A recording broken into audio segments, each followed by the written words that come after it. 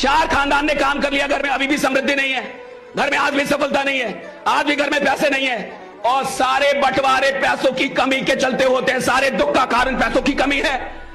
आप देखिए भाई भाई में बंटवारा हो जाता जी, बिहार झारखंड सब जगह देख लीजिए, यूपी भाई भाई लड़ जाता है। काहे को लड़ता है भाई भाई? पैसा नहीं है, साले गरीब है। गरीब आदमी लड़ेगा, अमीर आदमी नहीं लड़ता। पैसा बहुत है साहब, तेरे को जितना चाहिए तू रख, मेरे को जितना चाहिए मैं रखता हूं, लड़ेंगे नहीं भैया साथ।